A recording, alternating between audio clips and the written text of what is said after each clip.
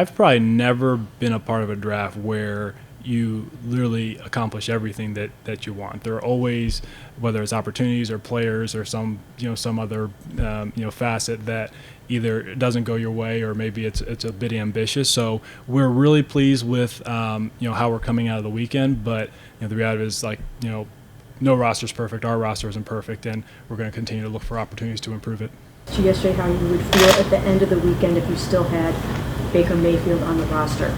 Now that it's the end of the weekend and he still is here, can you share with us where things stand with him? How do you guys feel as an organization? Maybe you can all address this a little bit. How do you feel going forward with him if he's going to be here, and what's that going to look like? Yeah, I think I'd probably just go back to what I said last night. It's a fluid situation. We'll deal with it day by day. We're pleased with the weekend, pleased with the guys that we added, and we're looking forward as we turn the page into May. At which point did you become committed to seeking the best kicker in the draft? Was it watching the playoffs? Was it after your season, or during the draft process? Honestly, Tony, kicker has been a spot that we've monitored for several drafts. Like having a specialist on a rookie deal, a young high potential specialist on a rookie deal, is something that's valuable and important to us.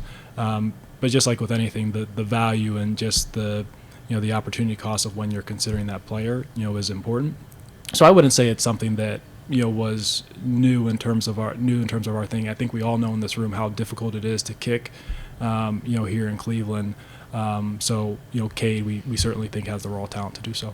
Do you see Martin as a slot guy, or do you see Greg Newsome kind of being your number one slot guy after the trade of Troy Hill? Yeah, we have to work through all of that. I think it'd be unfair to say yet, but we really value versatility among the defensive backs, so we want to work multiple guys in there. You mentioned Greg. Greg has done it in game, so I think with Martin, get him on campus again, work with him, see what he's capable of. But we really want all those guys to feel comfortable playing in there. This is the third year for this regime picking players.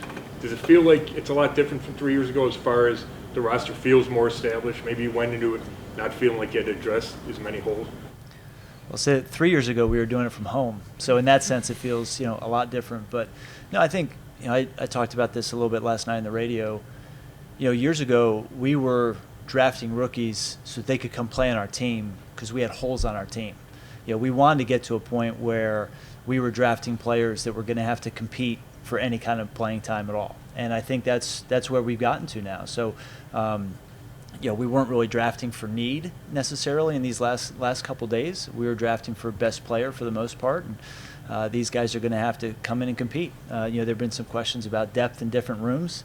Hey, those are first world problems, right? That's what we wanted to try to create. It's what we've been trying to create for years. So in that sense, it feels different than it did once upon a time. But I think we've felt that building over the last couple of years.